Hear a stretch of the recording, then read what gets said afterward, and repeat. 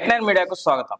తాడేపల్లిగూడెంలో APWJ 70 సంవత్సరాలు పూర్తి చేసుకున్న సందర్భంగా జర్నలిస్టులు బైక్ ర్యాలీ నిర్వహించారు. పట్టణంలోని ఎస్వీఆర్ సర్కిల్ నుంచి ఆర్టీఓ కార్యాలయం వరకు బైక్ ర్యాలీగా వెళ్లిన జర్నలిస్టులు తమ సమస్యలను పరిష్కరించాలని కోరుతూ ఆర్టీఓకు వినతి పత్రాన్ని అందజేశారు.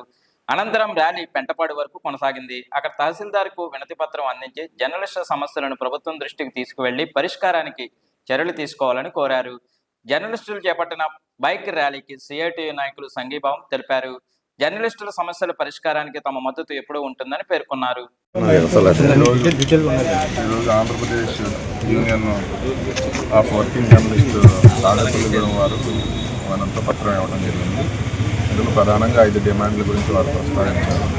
మరి ఆ డిమాండ్లోని వివరాలని ప్రభుత్వానికి మా వంతు ప్రయత్నం జర్నలిస్టుకు మంచి జరిగే విధంగా కృషి చేస్తామని చెప్పి తెలియజేస్తాం. ప్రవేశించిన సందర్భంగా ఏఐటీసీ తరఫున శుభాకాంక్షలు తెలియజేస్తూ మరి సంఘ సేవలో మీరందరూ ముందుండాలని, అలాగే ప్రభుత్వం కూడా మీకు ఇవ్వాల్సిన రాయితీలన్నీ ఇళ్ల స్థలాలు కానీ మీ పని భద్రత కానీ కల్పించి ఎటువంటి సమస్యలు ప్రజల్లో మీ మీద వ్యతిరేకత తీసుకొచ్చి మీ మీద యుద్ధానికి పంపించకుండా మీరు ప్రవేశపెట్టే ప్రతి సమస్య బడుగు బలహీన వర్గాల సమస్యలన్నీ కూడా ముందుకు తీసుకొచ్చి మీరు ఈ జర్నలిస్ట్ సంఘంలో ముందుకు తీసుకొచ్చినట్లయితే ప్రతి ఒక్కరు దాన్ని గుర్తించి రాజకీయాల్లో చేసే వాళ్ళందరూ కూడా దాన్ని గుర్తించుకుని ఈ బడుగు బలహీన వర్గాలకు ఏ రకమైన సేవ కావాలో ఆ రకమైన సేవ ఏపీడబ్ల్యూజే తరఫున మీరు పూర్తిగా అందించాలని కోరుకుంటూ ఏసీ తరఫున విప్లవం.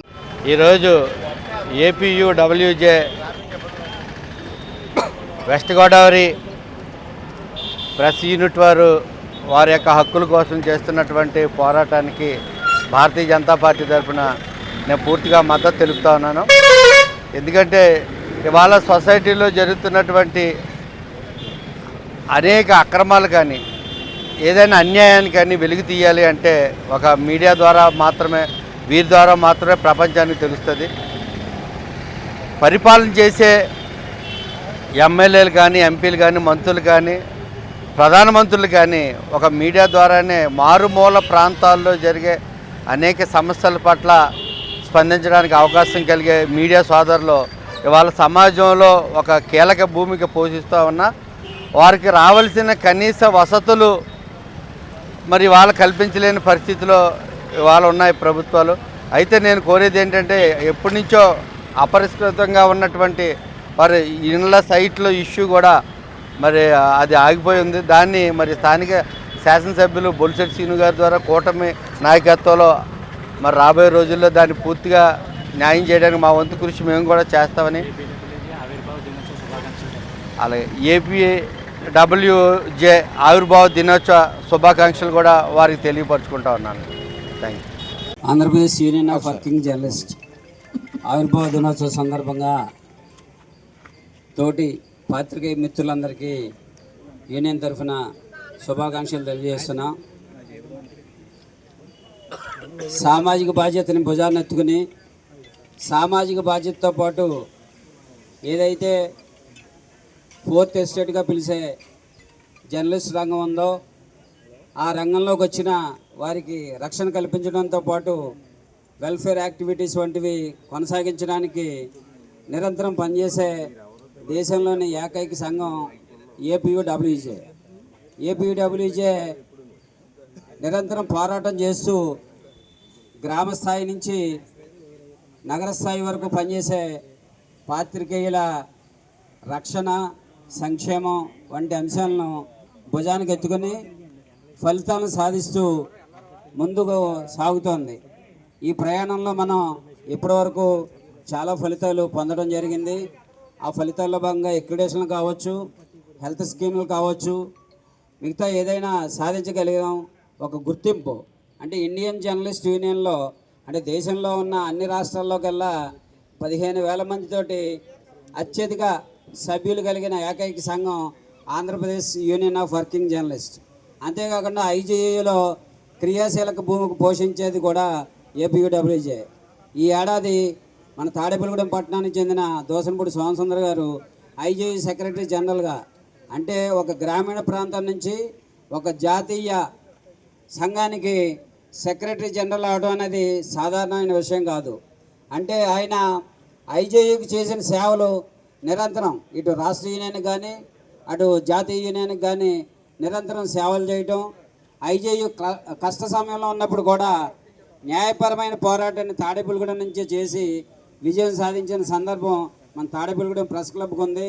అందుకని మనందరం గర్వపడాలి.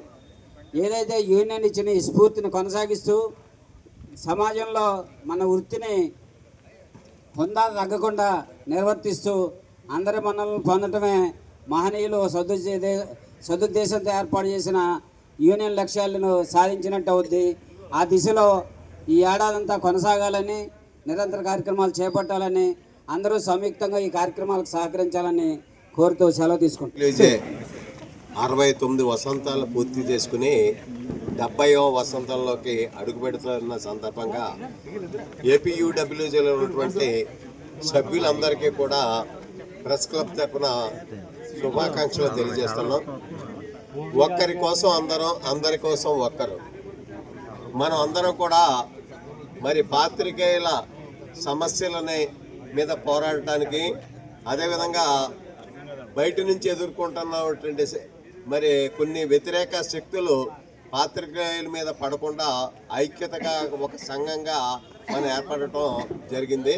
మనందరం కూడా మరి వృత్తి నైపుణ్యాన్ని పెంపొందించుకుంటూ వృత్తికి గౌరవం తీసుకొస్తూ సమాజంలో గౌరవం పొందే వ్యక్తులు మనం. పాత్రికేయులు అంటే ఒక గౌరవప్రదమైన వృత్తి అది. మనం ఆ వృత్తిలో మన వృత్తికి న్యాయం చేకూర్చుతూ, అదేవిధంగా మరి అట్టడుగున్నటువంటి సమాజంలో అట్టడుగున్నటువంటి బడుగు బలహీన వర్గాల సమస్యలనే ప్రభుత్వ దృష్టికి తీసుకురావడంలో మనమే ప్రముఖ పాత్ర వహించాలి. మనం మరి అందరం కూడా దానికి కట్టుబడి ఉంటూ మనందరం కూడా సంఘానికి బద్దులై సంఘ నాయకత్వం ఇచ్చిన పిలుపు మేరకు వెళ్ళినప్పుడే మొత్తం అందరికీ క్షేమం. కాబట్టి మన అందరం కూడా సంఘ నాయకత్వాన్ని మనం బలపరుస్తూ వారి అడుగుజాడలో మనం అడుగుతాం. ఇక్కడ మరి ప్రెస్ క్లబ్ అని ఎందుకు వచ్చిందని చెప్పేసి అన్నారు. గతంలో మనం చూసాం, వివాదాల్లోకి వెళ్ళలేదు. కానీ ప్రెస్ క్లబ్ అనేవాడికి, ఎన్నికలు అంచేవాడికి ఒక నిర్ణీత సమయం ఇచ్చినప్పుడు ఆ నిర్ణీత సమయంలో ఉన్న అధికార పదవిలో ఉన్న వాళ్ళందరూ పాలకవర్గం పూర్తి చేసి వెంటనే రిజైన్ చేయాలి. అందుచేత కొత్త బాడీ మనం ఏర్పరచాం. గతంలో అలాగ చేయకపోవడం వల్ల ప్రజాస్వామ్యానికి విరుద్ధంగా జరిగింది. ఇప్పుడు ప్రెస్ క్లబ్ పెట్టడం యొక్క ముఖ్య ఉద్దేశం ఏంటంటే, నేను ఊరికైనా తాత్కాలిక అధ్యక్షుడిగా సంఘ స్థాపన జరిగింది. ఎన్నిక వరకు, ఎందుకంటే ఎంత త్వరగా జరిగితే మనకి ఇక్కడ అంత మంచిది. ఎన్నిక జరిగాక పీరియడ్ అన్నాక, పీరియడ్ అయిపోయాక మీరు ఉంటే ఇంకా ఉండదు, మళ్ళీ మేము అధ్యక్షుడు అయిపోతాం ఆటోమేటిక్గా. మరి అందరం కూడా మరి బలోపేతం చేసుకుందాం, మన సంఘాన్ని బలోపేతం. 70వ వార్షికోత్సవం అడుగుపెట్టిన మిత్రులందరూ కూడా ముందుగా శుభాకాంక్షలు తెలియజేస్తూ, ఈ రోజున electronic media, print media, social media ఏదైతే ఉందో ఈ మిత్రులందరి మీద కూడా ఇవాళ పత్రికా హక్కులకి భంగం కలిగే విధంగా, దాడులు చేసే విధంగా పెద్ద ఎత్తున పెరుగుతోంది. చేసిన వార్త మీద ఇదివరకు ఇవాళ రాజ్యాంగంలో మనకి ఇచ్చినటువంటి, రాజ్యాంగం ప్రకారం ఇచ్చినట్టు ఏదో మూల స్తంభాల్లో ఒక స్తంభం మనం అనుకుంటున్నామో, ఈ మూల స్తంభం మీద పూర్తి స్వేచ్ఛ ఉండే కానీ, మాట్లాడే హక్కు కానివ్వండి, మన అభిప్రాయాన్ని వ్యక్తం చేసే హక్కు కానీ ఇవన్నీ చేసుకునే పరిస్థితి దెబ్బతీసే విధంగా దాడులు పెద్ద ఎత్తున పెరుగుతున్నాయి. ఈ దాడులు ఎంతవరకు చంపే వరకు కూడా వెళ్ళిపోయిన పరిస్థితి ఉంది, రక్షణ లేకుండా ఉంది. ప్రభుత్వాలందరూ కూడా మనం డిమాండ్ చేయాల్సిన అవసరం ఏంటంటే, ఇవాళ జర్నలిస్ట్ మీద ముట్టుకుంటేనే జైలుకి వెళ్ళిపోయేంత శిక్షలు పెట్టే విధంగా, బయటోడి మీద అటువంటి కేసులు పెట్టే విధంగా తీసుకురావాల్సిన అవసరం ఉంది. వీళ్ళకి పూర్తి స్వేచ్ఛనివ్వాలి, అటువంటి రక్షణ మన పత్రికా విలేకరులకు ఇవ్వాలని చెప్పి కోరుకుంటూ అందరికీ నమస్కారం.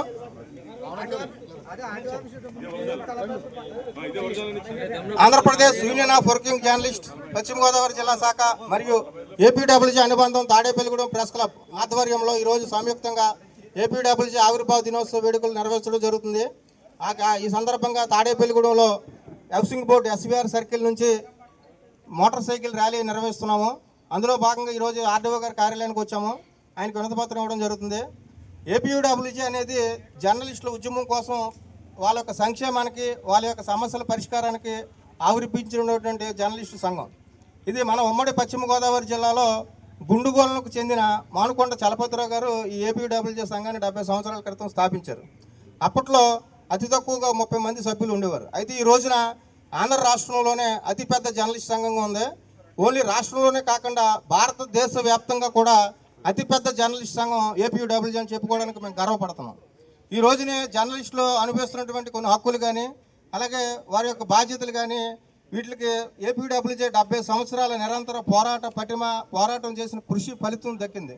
ఎందుకంటే ఈరోజు మండల స్థాయి విలేకరులకు కూడా ఎక్రిడేషన్ కార్డులు, అలాగే bus pass, RTC bus pass సదుపాయం, అలాగే వర్కింగ్ జర్నలిస్ట్ హెల్త్ స్కీము, అలాగే ప్రమాద బీమా, అలాగే ఇళ్ల స్థలాలు, అలాగే జర్నలిస్టులు పిల్లలకి విద్యా సంస్థల్లో ఫీజు రాయితీ, ప్రైవేట్ విద్యా సంస్థలు 50% ఫీజు రాయితీ, ఇలాగ అనేక రకాలైనటువంటి హక్కులు సాధించుకోవడం జరిగింది. అయినప్పటికీ ఇంకా కూడా జర్నలిస్టులు ఆర్థికంగా కానీ, తర్వాత ఉద్యోగ భద్రత పరంగా కానీ చాలా వెనుకబడి ఉన్నారు, సామాజికంగా కానీ. వీటి కోసం జర్నలిస్టు సంఘం ఏపీడబ్ల్యూజే కానీ, అలాగే దేశవ్యాప్తంగా ఉన్న ఐజే ఇండియన్ జర్నలిస్ట్ యూనియన్ కూడా నిరంతరం పోరాడి కార్యాచరణ రూపొందించి కృషి చేయడం జరుగుతుంది. అందులో భాగంగానే ఈ ఏడాది పొడవునా కూడా ఈ పత్రికా స్వేచ్ఛ మీద కానీ, అలాగే వివిధ అవగాహన సదస్సులు, చైతన్య ర్యాలీలు, అలాగే సెమినార్లు, చర్చాగోష్ఠులు నిర్వహించి అవేర్నెస్ క్యాంపులు, మెడికల్ క్యాంపులు వంటి సేవా కార్యక్రమాలు కూడా చేయడం జరుగుతుంది. ఈరోజు కార్యక్రమం వచ్చిన అందరికీ కూడా ధన్యవాదాలు తెలియజేస్తున్నాం.